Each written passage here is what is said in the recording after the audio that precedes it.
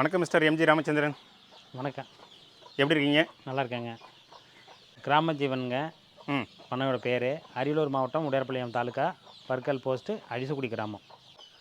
வீட்டுக்கு முன்னாடி தெரு இருக்குது, வீட்டுக்கு பின்னாடி பார்த்தீங்கன்னா கோழி வளர்ப்பு, புறக்கடை கோழி வளர்ப்புன்னு கூட சொல்லலாமா? சொல்லலாங்க, தாராளமாக சொல்லலாம். அடுத்தது பார்த்தா குறைவான தாய்க்கோழிகளை தான் வச்சுருக்கிறீங்க. ஆமாங்க. இதிலிருந்து என்ன நீங்கள் வருமானம் எடுக்கிறீங்கன்னு சொல்ல முடியுமா? இது பார்த்தீங்கன்னா நமக்கு இட வசதி இவ்வளோதாங்க. 15 சென்ட் தான் நம்ம இடமே.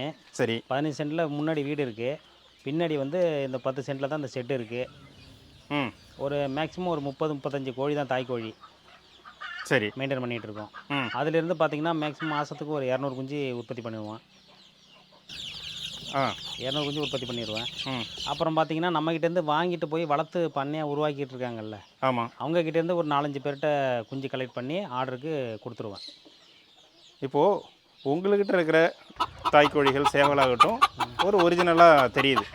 உங்கள்கிட்ட இருந்து வாங்கிட்டு போவாங்க, அவங்க திரும்ப குஞ்சுகளை வந்து உங்கள்கிட்ட விற்கிறாங்க, நீங்கள் திரும்ப கைமாற்றி விடுறீங்கன்னு வச்சுக்கோங்களேன். அது எந்த அளவுக்கு நம்பகத்தன்மையாக இருக்கும்? நான் நேரில் போய் பார்த்து வெரிஃபை பண்ணி எனக்கு பிடிச்சிருந்தா மட்டும்தான் நான் அதை எடுப்பேன். இன்னும் நானே கொடுத்துருந்தாலுமே சில கோழிகள் சில சேவல்கள்லாம் நான் வந்து அதை ஃபில்ட்ரு பண்ணதுக்கப்புறம் அதுக்கப்புறம் சரியாக அவங்களோட இடத்துலேருந்து சுற்றி பாதுகாப்பாக இருக்குது, மற்ற கோழிகள் சேவல் வந்து அங்கே ஆக்டிவ் ஆகாமல் இருக்குது, மிக்சிங் ஆகாமல் இருக்குது அப்படிங்கிற மாதிரி கன்ஃபார்ம் பண்ணிட்டு தான் அதுக்கப்புறம் நான் எடுப்பேன். சரி, இந்த கொட்டகையை பற்றி கொஞ்சம் சுருக்கமாக சொல்லிடுறீங்களா? அந்த போய் இப்போ பார்க்கலாங்களா?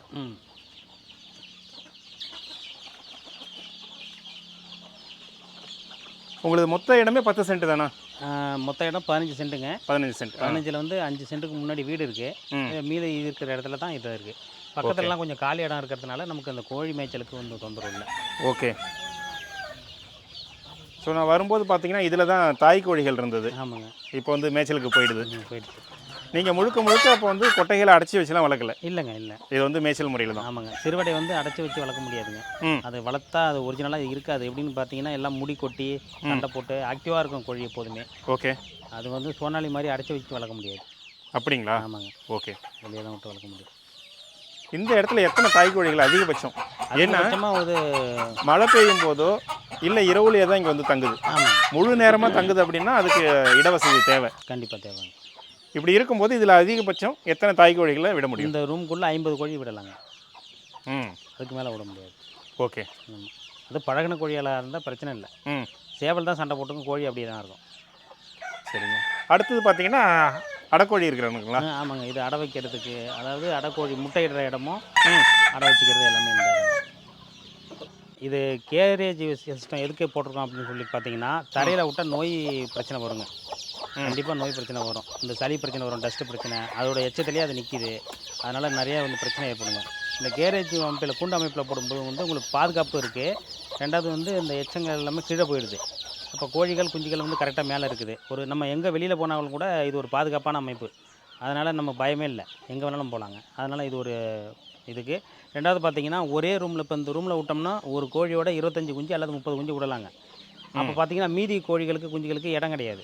ஓகே. அப்போ வந்து இதுன்னா பார்த்தீங்கன்னா இந்த ஒரு 2 கூண்டில் இப்போ இது பார்த்தீங்கன்னா 2க்கு 5 ஒரு ஒரு பார்ட்டிஷன் வந்து 2க்கு 5. அதில் பார்த்தீங்கன்னா ஒரு கோழிக்கு 25 குஞ்சோடு நிற்கும்.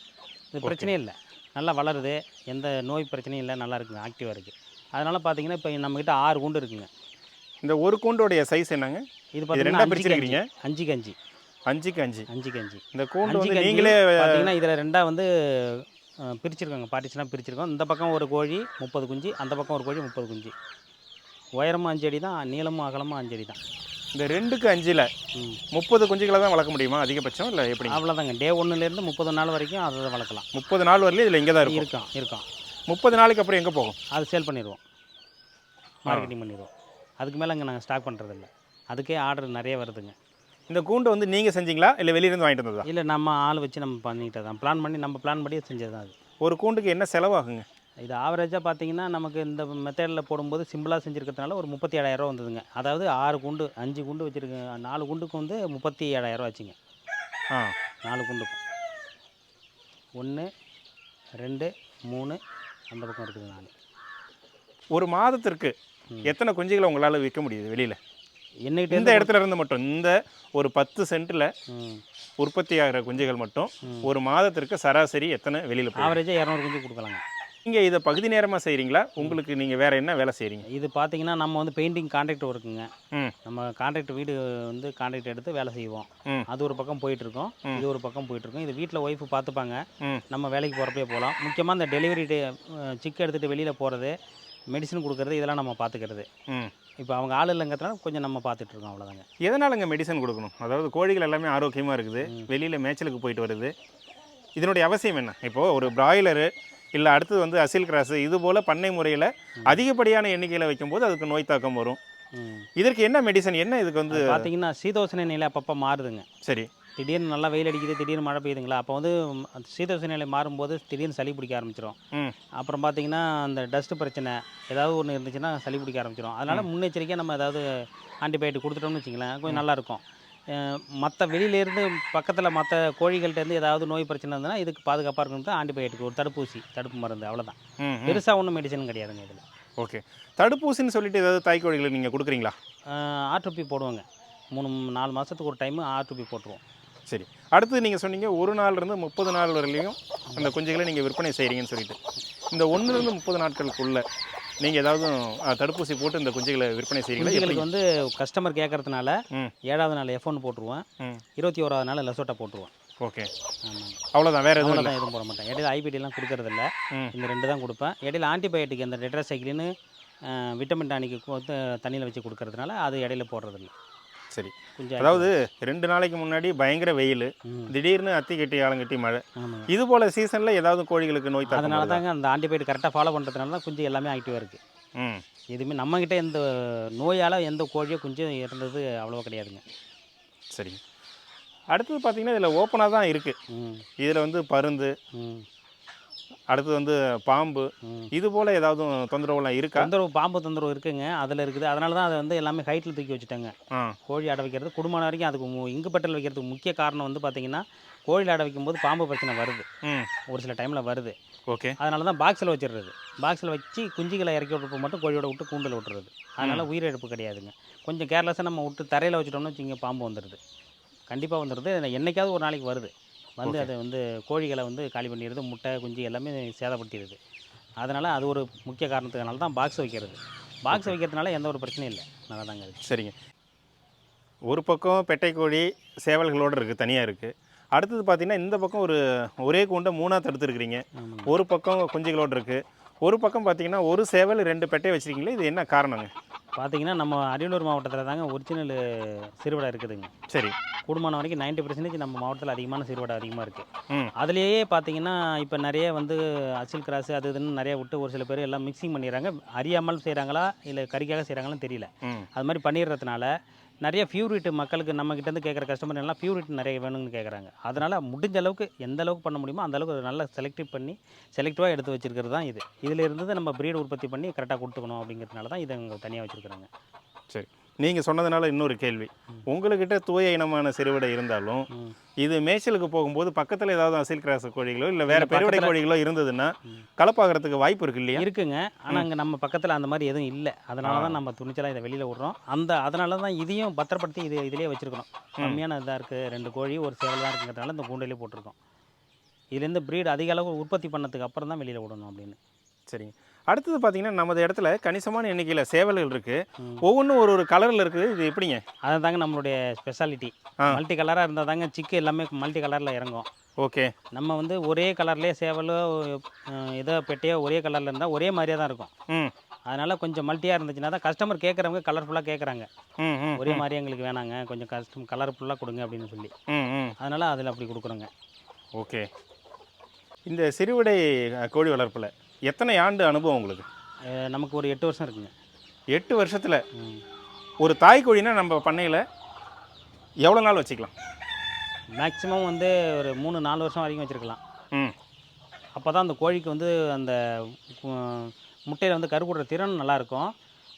முட்டையும் பெருசாகவும் இருக்கும், குஞ்சு நல்லா ஆக்டிவாகவும் இருக்கணும். ம் சில பேர் என்ன பண்ணிடுவாங்க 2 வருஷத்துலேயே கோழியை மாற்றிடுவாங்க. அது அப்போ தான் வந்து அந்த ஒரு பக்குவத்துக்கு வர்ற டைமில் கோழியை மாற்றிடுறாங்க. ஓகே. அப்போ கோழிக்கு வந்து பண்ணைக்கு ஒரு வழிகாட்டுதல் வேணும். கண்டிப்பாக தாய் கோழி வந்து ஒரு வழிகாட்டுதலாக இருக்கணும். சேவலும் அது போல் இருக்கணுங்க. ம் சேவலோட ஆயுள் வந்து 8 வருஷம் இருக்குங்க. ஓகே. நம்ம மேக்ஸிமம் 4 வருஷம் வரைக்கும் வச்சுருக்கலாம். அதுக்கப்புறம் அதுக்கப்புறம் அதை அப்படியே நம்ம கொடுத்துடலாம், வெளியில் கொடுத்துடலாம். வளர்ப்புக்கு யாராவது வீட்டில் கட்டாலோ இல்லை கறிக்கோ வெளியில் கொடுத்துடலாம். கொடுத்துட்டு நம்ம அதுலேருந்து கொஞ்சம் கொஞ்சமாக பேஜ் பேஜாக இறக்கி விட்டு நம்ம உருவாக்கிக்கலாங்க. அதுதான் என்னுடைய அனுபவத்தில் நான் அப்படி தாங்க பண்ணிகிட்டு இருக்கிறேன். ஓகே. ஆமாம். இப்போ நம்மக்கிட்ட இருக்கிறதுல மேக்ஸிமம் 3 மாத கோழி இல்லை, 3 வருஷம் 4 வருஷம் உள்ள கோழிலாம் இருக்குது. நல்லாயிருக்கும். ஓகே. பொதுவாக சிறுவிடைனாவே அதிக எண்ணிக்கையில் முட்டையிடும், பெருவிடைனா குறைந்த எண்ணிக்கை தான் இடுன்னு சொல்லுவாங்க. உங்களுடைய சொந்த அனுபவத்தில் ஒரு கோழி குறைஞ்சபட்சம் எவ்வளோ விட்டுருக்கு, அதிகபட்சம் எவ்வளோ விட்டுருக்கு? மேக்ஸிமம் நம்மள்ட்ட 18 முட்டை வரைக்கும் விட்டுருக்குங்க.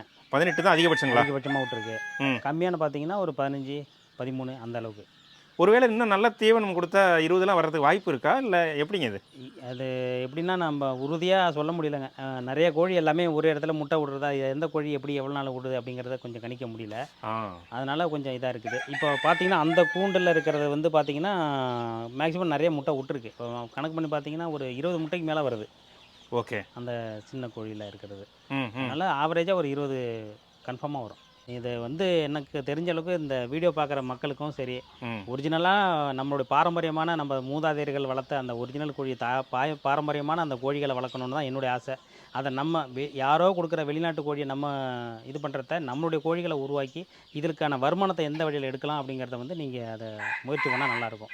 என்னால் ஒரு 35 கோழியை வச்சு மாதம் 15,000 அந்த இடத்துல எடுக்க முடியுதுன்னா உங்களால் ஏன் அதை பண்ண முடியாது? இட வசதி இருக்கிறவங்க பண்ணலாம். அதை ஏன் நீங்கள் பிராய்லரோ இல்லை மற்ற இதுக்கு போயிட்டு அதில் ஏன் ஆக்ட் பண்ணுறீங்க அப்படிங்கிறது தான் என்னுடைய ஒரு வருத்தமாக இருக்குது. நம்மளுடைய கோழியை நம்ம ப்ரொமோட் பண்ணலன்னா யார் பண்ணுவோம்? அதாவது நீங்கள் என்ன சொல்ல வரீங்கன்னா 35 தாய்க்கோழிகளை வச்சு 15,000 நம்ம வந்து லாபம் மட்டும் எடுக்க முடியும்னு சொல்ல வரீங்க. கண்டிப்பாக செலவு போக எடுக்க முடியும். ஒரு நாளைக்கு எவ்வளோ நேரம் இதில் மெனக்கிடணும்? இது உங்களுக்கு நல்ல அனுபவம் இருக்குது. ஆமாங்க. இப்போ புதுசாக வராங்கன்னா ஒரு நாளைக்கு எத்தனை மணி நேரம் இதில் வேலை செய்யணும்? இது பார்த்தீங்கன்னா எனக்கு காலையில் ஒரு அரை மணி நேரங்க அதிகபட்சமாக வேலை. அவ்வளோதான். எனக்கு வந்து கோழியும் குறைவு தானே. காலையில் திறந்து விட்டுருவோம், எல்லாத்துக்கும் குஞ்சுகளுக்கு தீவனம் போட்டுருவோம், தண்ணி வச்சுருவோம், அவ்வளோதாங்க. வேலை முடிஞ்சிடுது. அதுக்கப்புறம் மதியம் வந்து முட்டை கலெக்ட் பண்ணி எடுத்துகிட்டு போயிடுறது. ஈவினிங் மதியத்துக்கு வந்து குஞ்சுகளுக்கு மட்டும் தீவனம் போடுவேன். நைட்டு வந்து ஈவினிங் 4 மணிக்கு பார்த்தீங்கன்னா மறுபடியும் ஒரு டைம் தீவனம் போடுறது. அப்புறம் வந்து இந்த தண்ணி டப்பாலாம் எடுத்து வாஷ் பண்ணி வைக்கிறது. பார்த்தீங்கன்னா ஒரு நாளைக்கு காலையில் ஒரு அரை மணி நேரம், ஈவினிங் ஒரு 1 மணி நேரம். சரி. கோழிகள் வெளியில் மேய்ச்சலுக்கு போகுது. இன்னொரு கொட்டகை மட்டும் வச்சு இன்னொரு 35 தாய் கோழிகளை வைக்கும்போது நமக்கு வருமானம் வந்து 15,000 30,000 ஆகிடுமா? அது வராதுங்க, வராது. அதிகமான கோழி இருக்கும்போது அந்த முட்டை அளவும் குறைய தான் செய்யும். அதுக்கான இடவசதி வேணும். இடவசதி வேணும், பார்ட்டிஷன் தனியாக பிரிக்கணும். அதுக்கான பராமரிப்பு அதிகமாக இருக்கும். இடம் இருக்குன்னு நம்ம இன்னொரு செட்டை போட்டு நம்ம அப்படியே இன்னும் கொஞ்சம் கோழி ஏற்றி விட்டால் மட்டும் வருமானம் வந்துடாதுங்க. அதுதான் நிறைய பேர் பார்த்தீங்கன்னா 500 கோழி வளர்க்குறேன் என்னால் ஒன்றும் பண்ண முடியல, 1000 கோழி வளர்க்குறேன் என்னால் ஒன்றும் பண்ண முடியல அப்படின்னு சொல்லிட்டு கறிக்க கொடுக்குறதுக்கு காரணமே அவங்களுக்கு சரியான ஒரு அந்த கோழிகளுக்கான இடவசதியும் வேணும். அதுக்கு வந்து இப்போ இது பண்ண ஒரு குறிப்பிட்ட செட்டுக்குள்ளே ஒரு எல்லா கோழியும் அடைச்சி பண்ணுறது அவ்வளோவா இது வருமானம் வராதுங்க. அப்போ தாங்க நம்மளுக்கு என்ன செய்யணும் அப்படின்னு கரெக்டாக தெரியும். கொஞ்சம் கொஞ்சமாக வச்சா தான் நம்மளுக்கு என்ன செய்யறதுன்னு தெரியும். அதாவதுங்க பொதுவாக நம்ம எந்த தொழில் செஞ்சாலும் நம்ம வருமானத்துக்காக தான். நம்ம வாழணும், நம்ம பிள்ளைங்களுக்கு செலவுக்கு இது எல்லாத்துக்கும் பணங்கிறது அத்தியாவசியமாகுது. ஆமாங்க. அதை தாண்டி இந்த சிறுவிடை கோழி வளர்ப்பில் உங்களுடைய நோக்கம் என்ன? என்னுடைய நோக்கம் என்னென்னு பார்த்தீங்கன்னா, உங்கள்கிட்ட முன்னாடியே சொன்ன மாதிரி நம்மளுடைய ஒரிஜினல் பாரம்பரியமான கோழியை வந்து நம்ம உருவாக்கணும். நம்மளால் நம்மளுடைய லைஃப் முடிகிறதுக்குள்ளே நமக்களால் எவ்வளவு முடியுமோ அந்த அளவுக்கு ஒரிஜினலாக கொடுக்கணும், மக்கள்கிட்ட கொண்டு சேர்க்கணும். முடிஞ்ச அளவுக்கு அதை உற்பத்தி பண்ணணும், முடிஞ்ச அளவுக்கு அதை கொடுக்கணும் அப்படிங்கிற ஒரே ஒரு தேவை தான். மற்றபடி இதில் வந்து சம்பாதிக்கணும், பெரிய அளவில் பண்ணணும் அப்படிங்கிறதுலாம் இல்லை. வர்ற வருமானம் திருப்திகரமாக இருக்குது. இது இல்லாமல் இதை நான் ஒரு அடிஷ்னலாக தான் வச்சுருக்கிறேன். சரி. இது மெயினாக நம்ம வச்சுருக்கிற அளவுக்கு நம்மகிட்ட இட வசதி இல்லை. எங்கிட்ட ஒரு 2 ஏக்கர் நிலம் இருந்துச்சுன்னா கண்டிப்பாக நான் அதில் முழு நேரமாக அதில் கவனத்தை செலுத்தி இன்னும் பெரிய அளவில் பண்ண என்னால் முடியும். அந்த அனுபவம் எனக்கு இருக்குது. நான் செஞ்சுருவேன், என்னால் முடியும். ஆனால் நம்மகிட்ட இருக்கிற இடத்துக்கு இவ்வளோ தான் என்னால் பண்ண முடியும். அதனால் இதில் இப்போ வர்ற வருமானம் திருப்திகரமாக இருக்குது. இது ஒரு நல்ல ஒரு நேமையும் கொடுத்துருக்குது, ஒரு திருப்தியை கொடுத்துருக்கு. நிம்மதியாக தூங்குகிறோம், நல்ல ஒரு பொருளை உருவாக்குறோம், நல்ல பொருளை கொடுக்குறோம் அப்படிங்கிற ஒரு திருப்தி இருக்குது நமக்கு. ஓகே. உங்கள்கிட்ட இருந்து வாங்கிட்டு போகிறவங்க அவங்க தாய்க்கோழிகளாக உற்பத்தி பண்ணி திரும்பவும் அவங்க வந்து ப்ரீடிங்கில் பண்ணுறாங்களா, இல்லை 30 நாள் குஞ்சுகளை வாங்கிட்டு போயிட்டு வளர்த்து அதை அப்படியே இறைச்சிக்காக கொடுக்குறவங்க இருக்காங்க? அது எல்லாருமே வந்து பண்ணைக்காக உருவாக்குறது இல்லைங்க. நிறைய பேர் வந்து கறிக்காக தான் கொடுக்குறாங்க. நிறைய பேர் கறிக்காக தான் உற்பத்தி பண்ணுறாங்க. அவங்களுக்கு அந்த ஒரு சில பேர் வந்து கரெக்டாக பண்ணுறாங்க, ஒரு சில பேர் வந்து அதை அப்படியே கிராஸ் பண்ணிடுறாங்க. எப்படியோ கிராஸ் ஆகிட்டு உடனே எல்லாம் பண்ணைக்கு கறிக்காக தான் போயிட்டுருக்கு. அவங்க பெரிய அளவில் யாரும் சிக்கு சேல் பண்ணுறதா எனக்கு தெரியல. வாங்கிட்டு போனோம். அதாவது இன்றைய ரேட்டு பார்த்தீங்கன்னா சிறுவிடை சென்னையில் உயிரோட 640 ரூபா 1 கிலோ. ஆனால் என்னென்னா அவங்களே க்ளீன் பண்ணி கொடுத்துருவாங்க. நல்ல ரேட்டு அந்த அளவுக்கு அதுக்கு மக்கள் வந்து பார்த்தீங்கன்னா போட்டி போட்டு க்யூவில் நிற்கிறாங்க. காலையில் 5 மணிக்கு கறிக்கடைக்கு நகரத்துலேயும் போகிறாங்க அப்படின்னா இந்த சிறுவிடையை தேடி போகிறாங்க. கண்டிப்பாங்க.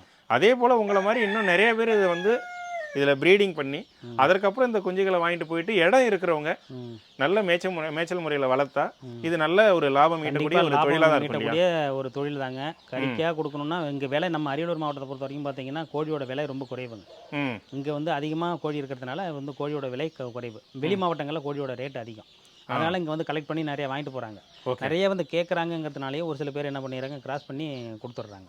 அது தவறு இல்லையா? அது தப்பு. அதனால் வந்து நம்ம கொடுக்குறது அப்படி பார்த்தீங்கன்னா ஒரிஜினலாக பண்ணையாக வைக்கணும்னு நினைக்கிறவங்க, ஆசைப்பட்டு எனக்கு சிறுவிடை தான் வேணும்னு கேட்குறவங்கள்ட்ட மட்டும் தான் நம்ம கொடுக்குறோம். ஓகே. அதனால தான் நம்ம மற்ற கறிக்காக கேட்குறவங்கள்ட்டெல்லாம் மற்ற இடத்துல கலெக்ட் பண்ணி கொடுத்துட்றது. இந்த இடவெட்டு கோழிலாம் இருக்குது பார்த்தீங்களா, அதெல்லாம் வந்து கலெக்ட் பண்ணி கறிக்காக நான் வளர்க்குறேன் அப்படின்னு கேட்குறவங்கள்ட்ட அதை வாங்கி கொடுத்துட்லாங்க. எனக்கு பண்ண தான் வேணும், நான் கரெக்டாக பண்ணைக்காக தான் எனக்கு வேணும் அப்படின்னு சொல்கிறவங்கள்ட்ட நம்ம சிறுவிடையை கொடுத்துட்றோம். சரிங்க. நீங்கள் ஏற்கனவே சொன்னது போல் 35 தாய் கோழிகளை வச்சு இங்கே இருந்து மாதம் வந்து 200 குஞ்சுகளை ஒரு நாள் குஞ்சுலேருந்து 30 நாள் குஞ்சுகள் உங்களால் விற்க முடியுது. அதை தாண்டி உங்களிலிருந்து வாங்கிட்டு போயிட்டு பெண்கள் இன்னும் மற்ற நண்பர்கள்லாம் நல்ல முறையில் வளர்த்து விற்கிறதையும் நீங்கள் வாங்கி நீங்களும் அதை சேல் பண்ணுறீங்க. உங்களுடைய தொழில் மென்மேலும் வளர வாழ்த்துக்களுங்க. என்ன மாதிரி சாதாரண மிடில் கிளாஸில் இதில் கம்மியாக இருக்கிறவங்க, ரொம்ப வறுமையாக இருக்கிறவங்க, கஷ்டப்படுறவங்க உங்களுக்கு ஒரு சின்ன வேண்டுகோள் தான். கிராமத்தில் இருக்கிறவங்களா இருக்கட்டும், நகரத்தில் இருக்கிறவங்களா இருக்கட்டும், ஒரு குறிப்பிட்ட அளவுக்கு உங்களுக்கு இடவசதி இருக்குது, பராமரிக்கிற முடியுது அப்படின்னு சொன்னால் இது போல் நீங்களுமே ஒரு 25-30 கோழி தாய் கோழியை வச்சுக்கிட்டு உங்களால் முடிஞ்ச அளவுக்கு நீங்கள் கோழி உற்பத்தி பண்ணி நீங்கள் வந்து சேல் பண்ணி உங்களுடைய மாத வருமானத்தை நீங்கள் தக்க வச்சுக்கலாம் அப்படின்னு நான் கேட்டுக்கிறேங்க. என்னென்னு கேட்டிங்கன்னா, நிறைய ஹவுஸ் ஒய்ஃபுங்கெல்லாம் பார்த்தீங்கன்னா வீட்டில் இருப்பாங்க. அவங்களுக்கு வந்து பொருளாதாரத்துக்கு அடுத்தது நம்ம பணத்துக்கு என்ன பண்ணுறது, ஒருத்தவங்க மட்டும் வேலைக்கு போகிறாங்க அப்படின்னு சொல்லி ரொம்ப மன உளைச்சல் இருப்பாங்க. அவங்களுடைய செலவுக்கும் வீட்டு தேவைக்கும் ரொம்ப கஷ்டப்படுவாங்க. அது மாதிரி இடவசதியாக இருக்கிறவங்க, கிராம சைட்லேயும் சரி, இடவசதியாக இருக்கிறவங்க கண்டிப்பாக இதை செய்யலாங்க. ஓகேங்க, நன்றிங்க. ரொம்ப நன்றிங்க.